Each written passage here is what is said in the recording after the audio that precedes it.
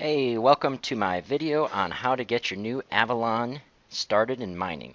It's super easy to do, and this is the interface on the screen that you'll see once you get to it. And you'll notice that the address is 192.168.1.100. Now, in order for you to communicate on the network that is 1.100, you have to set the IP address of your network interface card to be on that same subnet. So if you look at the IP address section here, you see I set my network card to have a 192.168.1 address.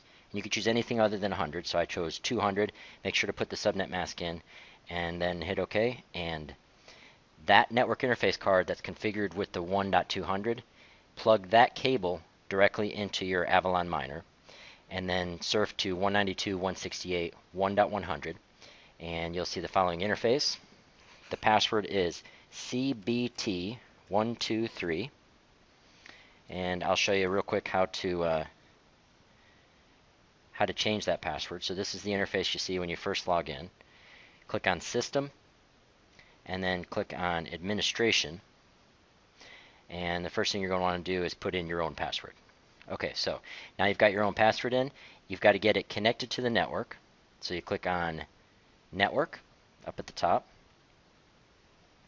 and you click on Wi-Fi. Okay, so right now we're connected to the Air Nuggets Wi-Fi, which is the Wi-Fi here at CBT Nuggets. And for you to connect to your own, you click on Scan. Let it scan. I hope I hit it right. I'm on a tablet here and trying to use my big fat fingers. Come on now. There we go. So you choose the Wi-Fi network that you want to join. And in my case, I'll just go ahead and rejoin the Air Nuggets.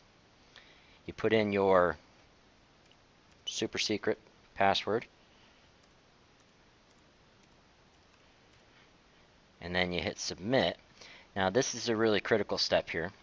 If you notice in the top right, it says Unsaved Changes. You got to scroll down to the bottom and hit Save and Apply. So the way that this interface works is you can make some changes without actually applying them, and then when you're ready to apply all your changes, you hit Save and Apply. That way you're not going to lock yourself out of the router in the middle of making some changes, or out of the device, I mean. Alright, so now we are on that Air Nuggets network, which we already were, but in your case, you're going to be on your home network. Okay, you click on Status at the top, and then you go to CG Miner Configuration. Okay, then you fill in the pool that you're going to be mining to. I like Eligius. You can mine with whatever pool you want, but if you do Eligius, the address is already in there. You put in your wallet address, and you can put anything in for the password. You should get an account at either Slush's Pool or BTC Guild or somewhere else as a backup at least. And if you don't want to do it as a backup, you can do it as a load balancer down here. Okay, so I've got it set at 400 chip frequency. The lower you go in the chip frequency, the less power it uses and the less hash rate you get. So just decide what's your sweet spot there. The 400 will run you about 610 to 620 watts. So be careful you only put one or two of these Avalon miners on any given circuit. Alright, so once you are done with your changes, you click Save and Apply again. And you'll notice that it says waiting for changes to be applied. It shows you the directory, and in a second it'll just kind of stop, and boo! Booyah! Okay, now over on CG Miner Status, the link on the far right, you'll see the stats as soon as it actually starts to mine. So typically it's about 10 seconds after you change the configuration that it will start to mine. So I'm just going to hit CG Miner Status again. And there we go. So you see at the top, the average megahash is 77, and at the bottom, the 5-second average is 44 gigahash. So I'm just going to hit it a few more times, and you'll see that it'll kind of stabilize out at 60-60. With the latest firmware, it's a little bit more than 60, but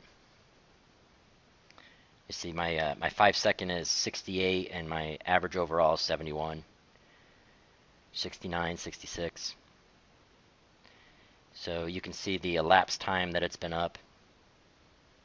But anyway, that's all you do.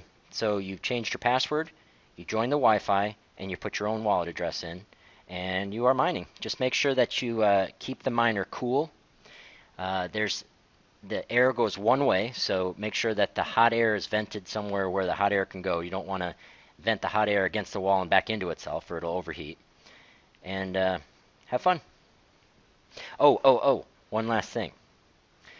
Go to, I can't do it right now. Go to bitcoin.cbtnuggets.com and you'll see a free video series on everything about Bitcoin. There's about 15 videos and they're 20 or 30 minutes each, and they're really very good.